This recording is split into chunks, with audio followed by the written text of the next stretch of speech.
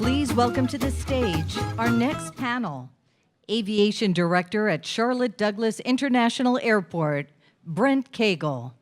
American Airlines Managing Director of Government Affairs and Corporate Security, José Freig. A4A Senior Vice President of Global Government Affairs, Sean Kennedy. And UPS Director of Safety, Global Aviation Strategy, and Public Policy, Captain Houston Mills.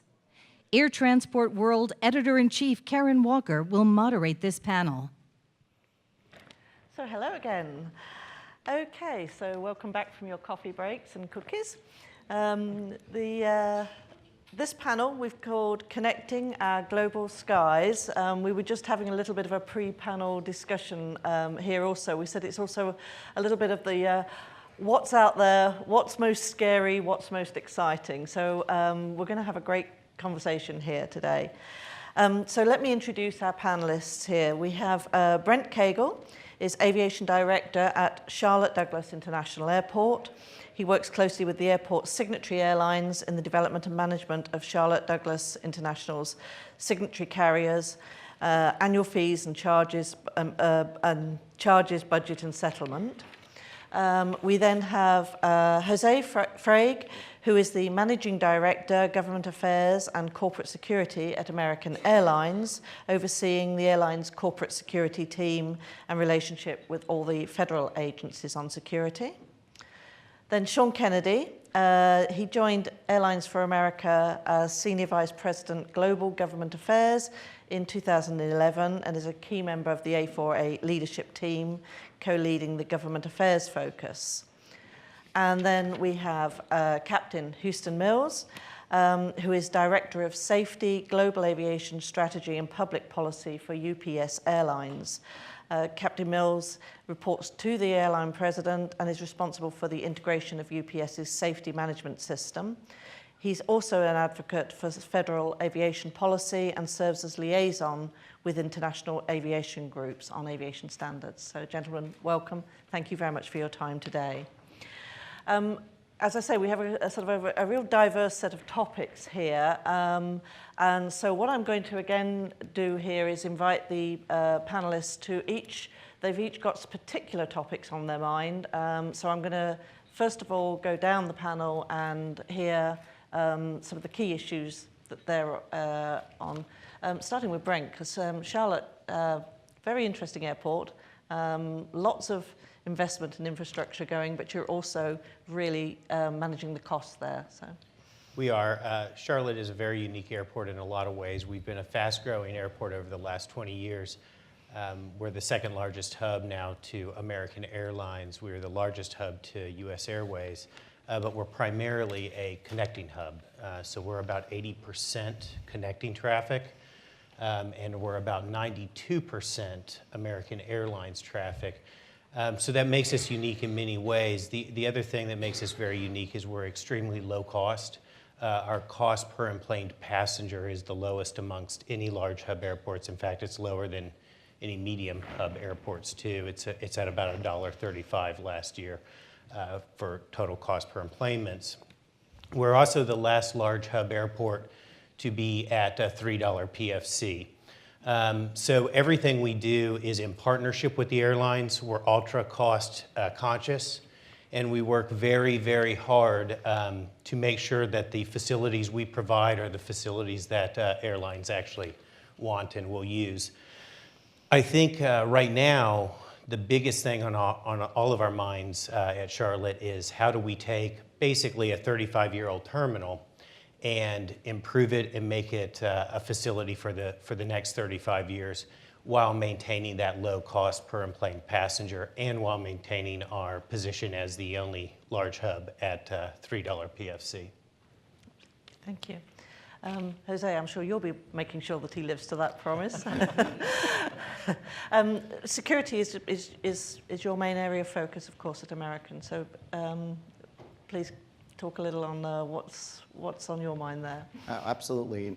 Thanks for the opportunity. I would be remiss, first and foremost, given in light of the current environment that we're in, I can't think of a most difficult time for our intelligence community and what the fine men and women do I got to tell you that the partnership at American that we have with all the government agencies, if it's either DHS, the TSA folks, obviously CBP, FBI, and others, it's a very challenging environment. So I think to your point of what is currently the most concerning thing to us is obviously continue to keep our passengers and our employees safe around the world, which in this evolving world and the paradigm shift that we've seen with terrorism attacks globally, it's frankly a big challenge and a concern for all of us. But the partnership, I would say, that we have not only with the federal government, but also with our partner airlines, because we do compete on many things, of course, but we never compete on security.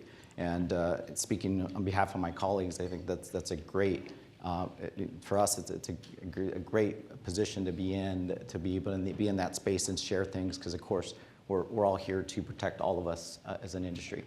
And I think lastly, I would just say is as we continue to move into this new world, risk-based for us is really important. So I know risk-based was mentioned earlier on an earlier panel. We certainly advocate for that as well, and I know certainly the new administrator, Pekoski, sees it that way as well, which we're really excited about. Absolutely. Sean, plenty of things happening in the government affairs side of... There's a lot going on domestically here in Washington, but another thing that's equally important to us is what's going on overseas.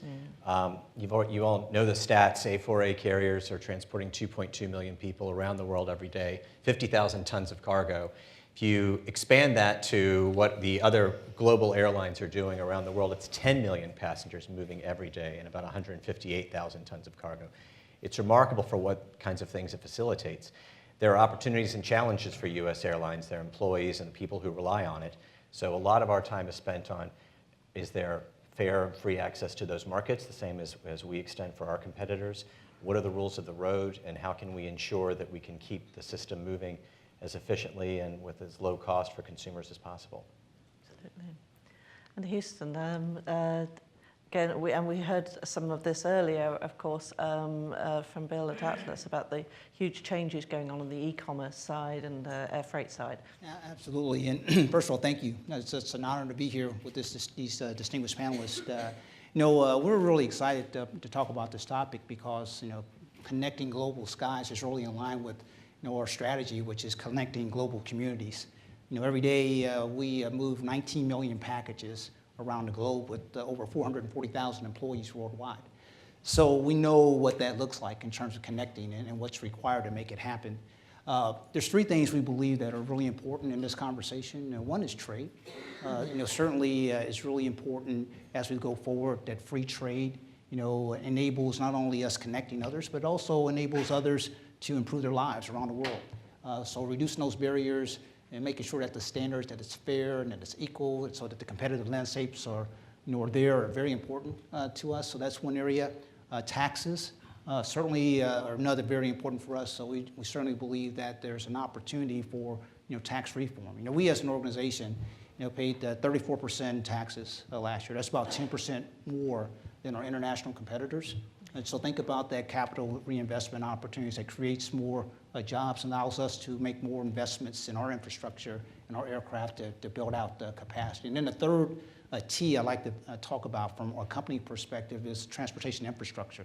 And that infrastructure is important not only from the ground, but also from the air. From a bottleneck perspective, there's significant choke points today in the country. We estimate that for a 5-minute delay, for every package car driver at UPS, that equates to about $105 million annually of lost productivity and lost time. So huge opportunities. Of course, from an FAA reauthorization perspective and modernization, those are obviously opportunities for us moving forward. We're big advocates. Certainly a long-term reauthorization bill is fundamentally important. If we're going to modernize for the FAA to make those investments, for carriers like us and others to make investments in our multi-billion-dollar fleets, we need to have the assurance and the certainty that the services are going to be there in the future. So modernization is very important as well. So, trade, taxes, transportation infrastructure are certainly things that we believe are very important as we kind of look at this from a global perspective. Absolutely.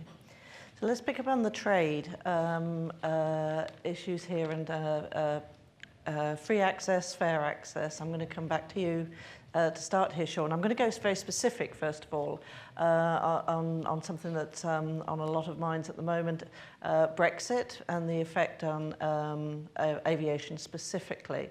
And obviously the Open Skies Agreement, the EU-US Open Skies Agreement, and the whole... I mean, what we're hearing generally out of the UK and Europe is that still nobody really knows, and not much is happening, and not much is happening fast enough. But is it fair to say that on aviation, of all the issues within that problem, needs to move? It has very firm deadlines. Correct. And let's go what we do know. We do know that aviation between the United States and UK is about 15 million passengers a year, 1.2 billion tons of cargo going from the US to the UK every year. That is enabled by an open skies agreement between the United States and the European Union. When the UK leaves the EU, which that date's been set, March of 2019, they will no longer be a party to that. About half of the carrier traffic, the passenger carrier traffic that's going over from the US to Heathrow, folks are then connecting on to other points with code-share partners throughout the rest of continental Europe.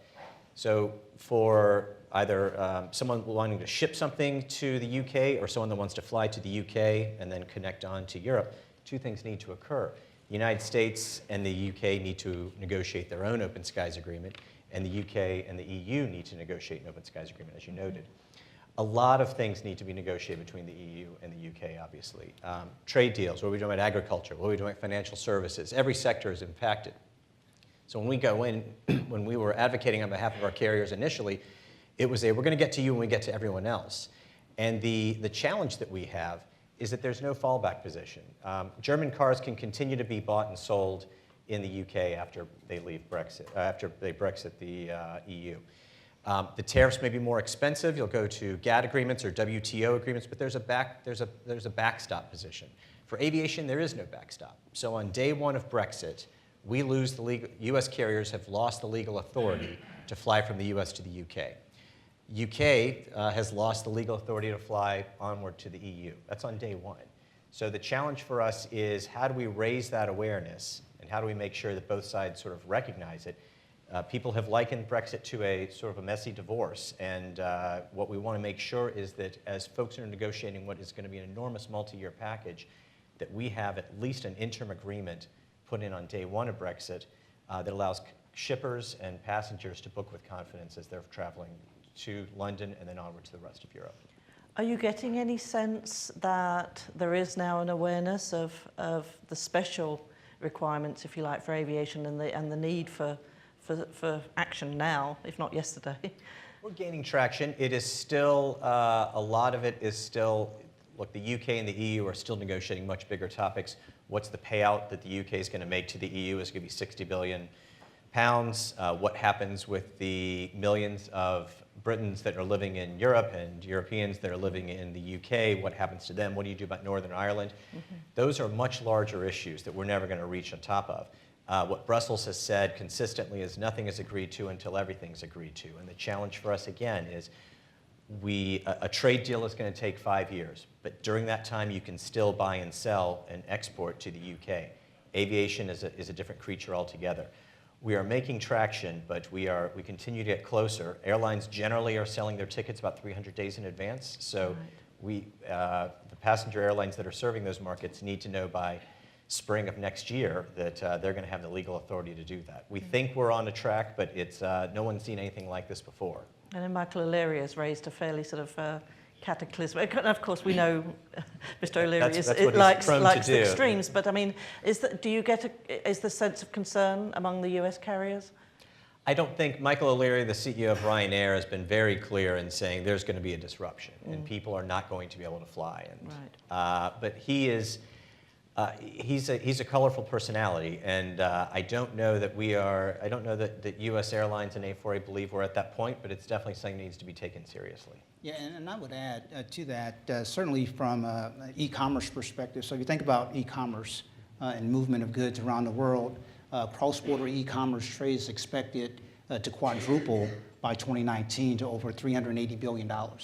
So the market from the US to Britain to Europe and other markets as well are critically important. So open skies agreements, there's one important element, and that's that fifth freedom, right? And that's the ability for us or anyone else to travel from the US to two intermediate country points. So from a Brexit perspective, that's really important that we maintain the same level of operational authority today that we do tomorrow, because those markets to Britain, those markets to Europe, those markets to Asia, those transportation networks are built and they're interlinked. And if you lose that, if there's discontinuity there, it's going to affect the entire marketplace, and that's really important. So let's talk a little bit more broadly on sort of access to markets, pro-competition. You look around the world and there are some countries that you would definitely say are pro-aviation in their outlook, and you raised this, Houston, in terms of taxes on airlines. We still don't seem to get it here that the economy is tied to the aviation industry. So why tax the aviation industry like tobacco and alcohol? So do you see the United States becoming more aware, more pro-aviation, if you like, more pro-business savvy, if you like, for aviation? Yeah, so I think if you look at the open sky agreements that have been negotiated around the world between the U.S. and other countries, it certainly paints a positive picture of our intentional activity to ensure those activities take place.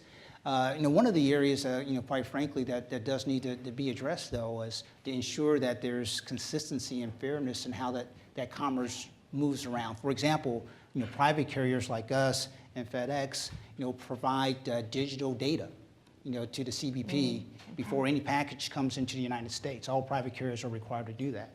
Foreign Post, we have 100 million packages a day that come into the United States. Foreign Post aren't required to provide that same type of digital data. So, that affects, our ability to collect revenues from, tariffs. Certainly it opens up security concerns. And it starts to infringe on our competitive landscape. And from a fairness perspective, that's really important. So we think from a U.S. perspective, it's really important that we level the playing field and make sure that everyone who's competing in the marketplace, plays by the same rules. Open skies agreements have been fantastic for the passenger and for the shipper alike. In enabling carriers to expand their reach globally. Obviously, there are about 180 open skies agreements in place right now. We have model text. That's the good news, is that a lot of those provisions, the base text is out there, it's known. If countries want to negotiate something on top of that, they can do so. The challenge for us is, and this goes back to something that Nick said in his opening remarks, is we still have domestic policies here that are being advanced, in some cases on a bipartisan basis, that completely miss the point of the impact that aviation has from a jobs perspective, from a commerce perspective, and from an economic value perspective. Our taxes are still, the average airline passenger is still overtaxed. We still do not have the infrastructure that the airlines, both cargo and passenger, need to effectively serve. And we still don't have, we've talked about this for a while now, the need for a national airline policy. And there are a lot of other countries that have recognized that aviation, if done right, can be an economic dynamo. And in some instances, that's been to the chagrin of American Airlines. We don't need to go into that part of it, but you can acknowledge that for many countries, they recognize what it represents and say, if it's done right, it can be a tremendous dynamo. The US continues, ironically, since we invented flight, we continue to be a laggard from that perspective. And that's really one of the things that we're spending a lot of time on the domestic side. Another part of this, of course, is on the ease with which both cargo and people can come to your country, connect through, get out. So, I mean, I recently went through Auckland Airport. It was just astonishing. Okay, yes, it's a relatively small country, but I mean, what they have done there, both from the airport perspective, but working with the government, again, very pro-aviation. I mean, it's almost touchless, and you just go through really quick. The United States, we seem to be making a lot of progress in some areas. I mean, certainly sort of global entry, TSA pre-check are huge advantages. But then we sort of stall in other areas. And of course, there are, as we talked of earlier, security concerns. Thoughts on that? Jose, on the sort of security and immigration processes? Yeah, absolutely. So to your point, obviously we're huge fans, the industry is huge fans, obviously, of global entry pre-check. We always, of course, advocate to grow the population for both, obviously. It's a great product for all. But as you look at new technology, to your point, one of the things that we're challenged with is just getting some of this new technology out there quick enough from a testing perspective. And rightfully so, there's a reason why, of course, the government needs to take their ample time to test equipment to make sure everything is confirmed, and from an explosives perspective that it's detecting what it should be detecting, of course. But in the case of American, obviously, we've kind of been leading the charge with computed tomography, which we believe is a way of the future for checkpoints. And we just started pilot this summer, and we continue to push for that, and we made some investments in that as well. So our view is no different than yours, is when you start now taking that from a technology perspective screening, then you also take that out to facilitate the customer ease, which would be either facial recognition, biometrics, or whatever else, whether technology that can, to your point, become some sort of a touchless or seamless process. And we believe the security process should be embedded in the customer experience. But we also obviously understand that we have to have some of those checkpoints, and the idea behind it, of course, is to vet customers properly, and then we feel that the technology that's there is suffice to keep, obviously, our customers and our team members safe. Brent, I mean, Charlotte is an international airport. You're very much a partner, and an airport is a partner in both with the agencies and the airlines in terms of sort of enabling that swifter, better experience for people. Yes. Well, I think it's been interesting, and Charlotte has not been shy about talking to the TSA about this, but I think it's interesting where airports and I think airlines both understand the value of customer experience, and we want to provide better customer experience. The TSA, quite frankly, it feels like their staffing model is broken. As we start to see improvements in customer experience, and I think when it comes to the TSA, that means shorter wait times and security checkpoints, TSA pulls down staff. And I think the issue is no one's ever excellent. The best is everybody's just mediocre. And we've talked to the TSA about that. We think that the solution is to give more control to the local TSA, to the FSDs, who understand the market and understand the local situation, and to provide incentives for excellence rather than that disincentive. And so I think we're getting there, but I think there's still a long way to go when it comes to airports, airlines, and the TSA and the CBP. How all the additional sort of heightened security issues, and of course we had this the issue particularly of the computers or personal devices. How are you as an airline coping with that? So first and foremost on that, I got to say that from a partnership perspective, TSA and DHS has been fantastic when it comes to this point. Of course, you go back to March timeframe, and everybody was thinking that personal electronic devices were going to be banned on aircrafts, and that was kind of the media hype at the time. And I think as we've been able to talk and work with them in partnership and understand what other measures and frankly raise the bar a bit internationally from a security perspective, we were able to avoid the personal electronic device ban, which is fantastic from a commercial perspective. But we do have some measures, of course, that we're working towards, and there are customers that come out of some of these international locations. Some of them, of course, are things that our customers don't get to see. Some things are in the background. But either way, I think we've got to a much better place in the spirit of those security directives and emergency amendments was frankly to raise the bar on aviation security around the world, and we're working through that. I mean, it is a challenge, obviously, for us at American. We have almost 120 last point of departures into the U.S., which is a challenge when you think of raising the bar on aviation security. But we agree with the philosophy, and we're working through it. I should probably clarify, too. I do think that the men and women who work at TSA every day that are in the checkpoints, they work hard. They do strive to do a good job, and we see that. We especially see how dedicated all of the local staff are. It's just, it feels like sometimes the policies from headquarters make it harder for them to do a good job. And it maybe also a little bit that if they do a good job, that it almost is a little bit of a punishment. Yes, sometimes. that's right. It's almost like, okay, there's no problem there, we'll take people off. Yeah, yeah. Right. The other sort of partnership, industry partnership here that you sort of alluded to in your opening space, which goes to the pro-aviation part of here, is you know, we talked of the need for investment in infrastructure. Charlotte is growing, heavily doing that, but as you said, keeping your costs low and making sure that that doesn't come down as heavier fees on your airline customers. Can you talk a little bit more about that? Because I think that's an area of great interest, particularly in the States, as we see sort of more talk about airports sort of talking about where they're going to get the money from to do the investments they need. Well, I think that we have an advantage in that the reason our costs are so low is we're highly utilized. We run about 45 million passengers through about 1.8 million square feet of terminal. And when you compare that to other commercial service airports in the country, we're usually at the highest as far as utilization goes, or very near the highest. So that's how our costs stay low. The way that we keep those costs low is we have a scalable program that adds facilities when they're needed. And when I say when they're needed, I mean when they're needed by the airlines. Mm-hmm. So we work very closely with all of our signatory carriers.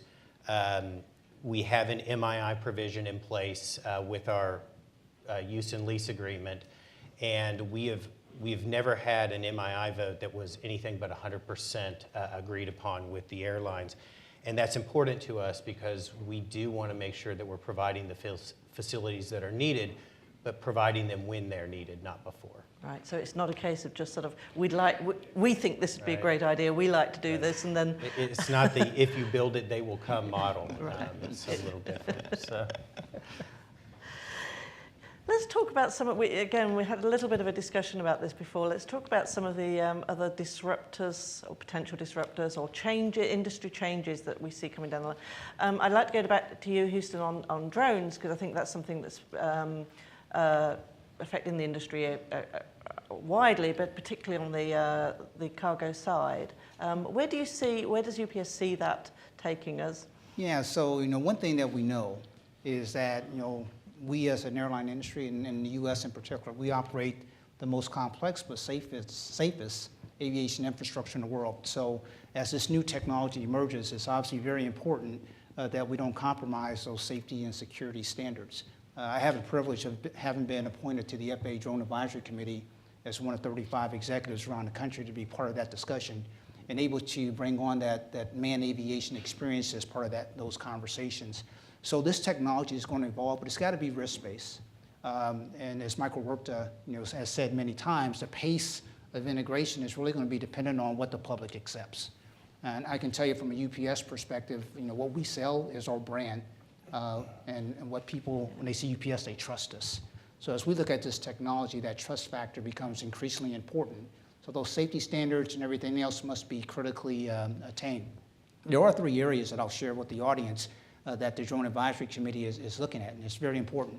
One is, how do you pay for it? Today, you got the Airport Airways Trust Fund that really pays for 90% of all the infrastructure that exists today.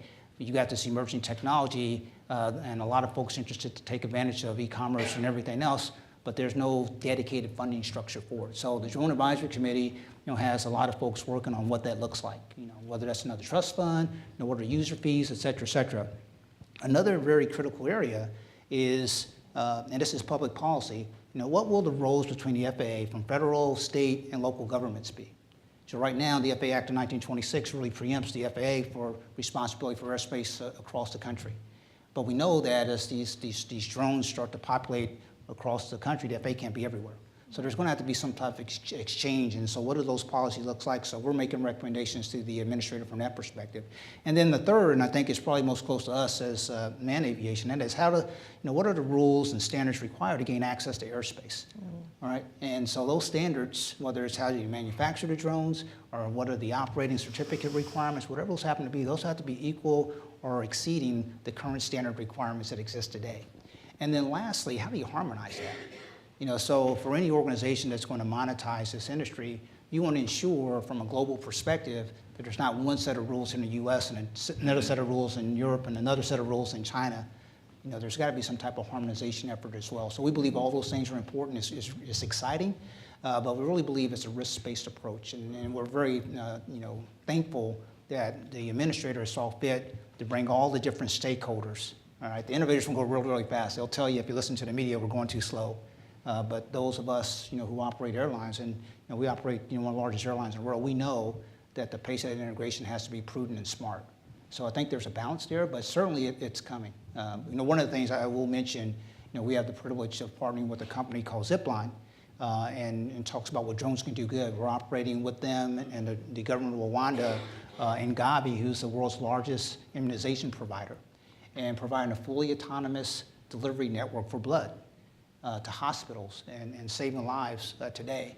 And if you look at what's going on in Houston or what's going on down in Florida, you'll see applications of drone technology doing good. So there's a lot of good that can be done. Sometimes you hear about I have some pilots saw an airplane, a drone up here 35,000 feet. There's a lot of good that can be done. So there's got to be some type of balanced approach and a safety-based approach to make it happen. Absolutely. And as you say, so in the harmonization, that all the work that still needs to be done about really to integrate the airspace for both manned and unmanned, we're still a long way from that harmonized airspace. Let's step back a little and go into the fair and open access again. I'm going to come to you, Sean, because I know, again, this was one of the areas that we talked about earlier. Another market that you raised increasing concern about is China.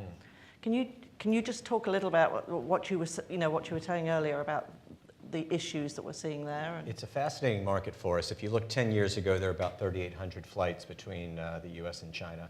Last year, there were 16,000. So there's so much potential for both cargo and passenger alike. The challenge that we've had is the U.S. and China signed an agreement in 2004 that set the rules of the road and basically said everyone has access to each other's markets.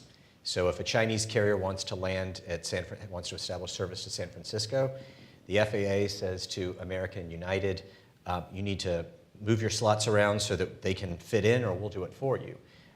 China, by contrast, we don't have that. So if United or American want to offer service, frequently they're told, we have a slot for you. If your passengers can disembark in Shanghai at 1 a.m.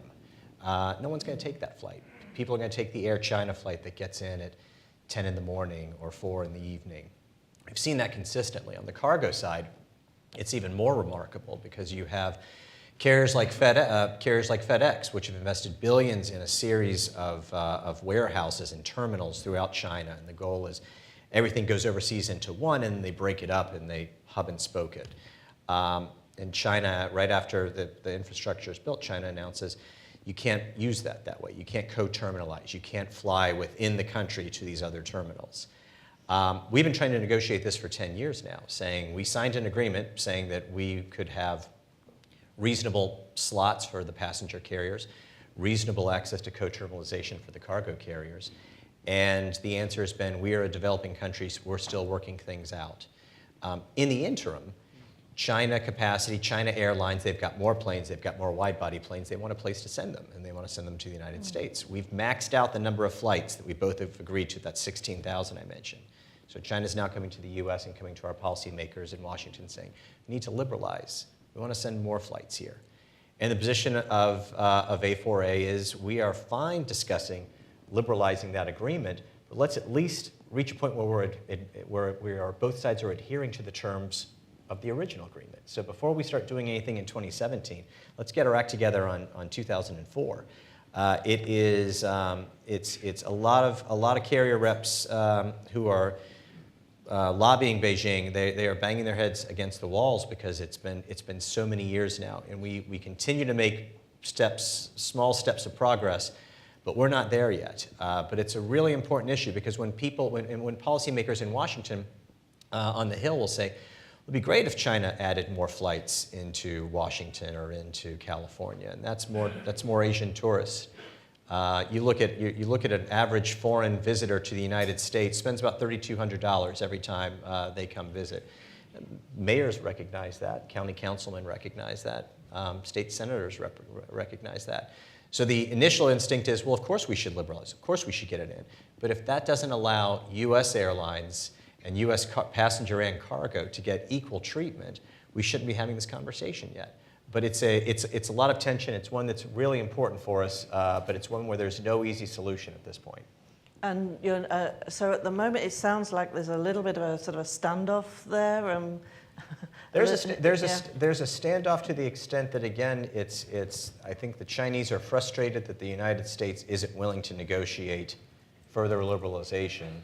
And the U.S. government, both Obama and Trump administrations, have said, if we can't resolve an agreement, if we can't harmonize the agreement that we signed 13 years ago, we probably shouldn't be looking into further liberalizing it at this point. So it goes back again to what you were saying about fairness. Make sure that people are that it's fair and people are abiding by what was agreed China, before. We welcome the competition. I mean, it's not a question of that, but it's a question of if Air China is going to market a flight that brings a customer in at a reasonable hour of day, and the Chinese government sets United or American at a flight that makes no sense, that no one in their right mind is going to buy that ticket to arrive at 2 in the morning, then we have a competitive disadvantage that simply can't be sustained. Can't be thrown away. Absolutely. Are there other markets where there's a similar sense of sort of among the U.S. carriers of sort of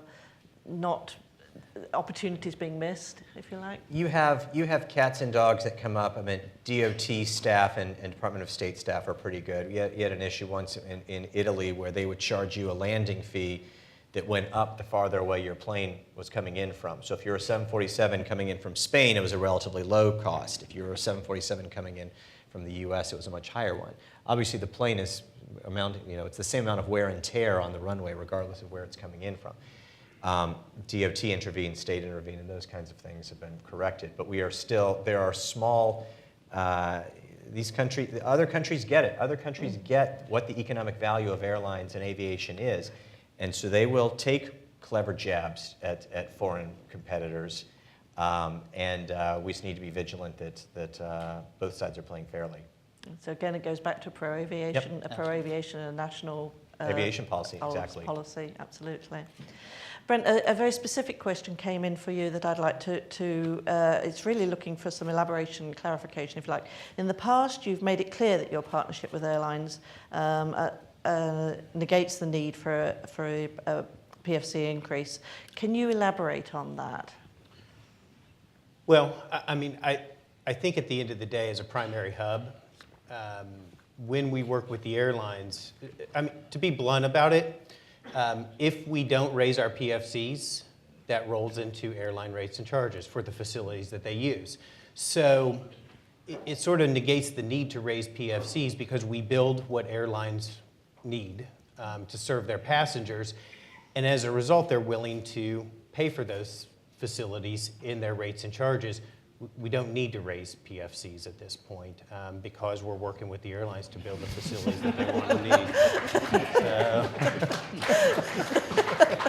Where did that question come from? I didn't write it. I wish I think had. someone was just someone wanted you to put that on record, I think. So. I'm actually going to, because we are getting close again to our time here, I would like to maybe again just run down the panel and ask you each quickly to summarise what's the one issue that's at the top of your mind that you would most like to see addressed for your aspect of industry, for your market sector. Who would like to go first? Sure. Well, I think certainly long-term FAA reauthorization, I think, is probably the most critical. because what that'll lead to is the ability for the FAA to really modernize, our national airspace system. And certainly from any type of modernization effort, we really believe that the fee structures should be fair and consistent, and that existing users shouldn't be required to pay additional costs based on how much they weigh or their ability to pay or anything like that. So it's got to be a fair system, but certainly those investments will encourage the airlines to make similar investments for the future. And then also that modernization will directly benefit the UTM, which is the unmanned transportation management system, traffic management system, as well as it evolves. So those two things go hand in hand. So certainly I think from our perspective, that's critically important. Yeah, absolutely. I hate Sean. following him because that's what I was going to say. No, it's ATC. It's ATC reform, but after ATC reform, from a global perspective, is how do we have consistency, how do we have predictability, and how do we have a market that shippers and passengers alike can book and book with confidence, knowing that the service is going to be available, that it's going to be reasonably priced, and that it's going to get them to where they need to be. Jose, on the security, more specifically security side, is it technology or is it government policy? I would say that it would be, just in light of the emerging threats and what we're seeing around the world, it's certainly technology is probably the number one thing that we need to push forward. Post 9/11, we have a fleet of X-rays and technology out there that is frankly a bit tired, and new technologies like computer tomography and others that we talked about is really the wave of the future. And the quicker we could get it out there, I think the better we are from a security perspective. And I would just say from emerging threats, and this is just a dull reminder, I guess, for everybody, is that unfortunately they only have to get it right once, and we have to get it right every day. And that's what our folks do, which is fantastic. Absolutely, and this week of all weeks, we're very Absolutely. acutely aware of that, absolutely. Airports, what do airports most need right now? Well, I think, I don't know if it's what we most need, but I guess an area that I think needs attention and seems to be getting some attention, but it needs more, is the length of time it takes to get federal approvals really for anything. It seems like over the last 5 or 10 years, processes that at some point took 8, 9 months for approvals now can easily take 2 years, 3 years. And that's across the board. It's any kind of federal approval, or at least from the FAA. And I think this is an issue that's solvable. I think it's an issue that is bipartisan, and that Congress and the President and the FAA could all agree on, and move this forward to reduce these approval process times. So less red tape, more action. That's right. Which That's right. I suspect that would be welcome across everybody's on everybody's wish list. Yes. Gentlemen, thank you very much for your time today and a good discussion. Thank you very much.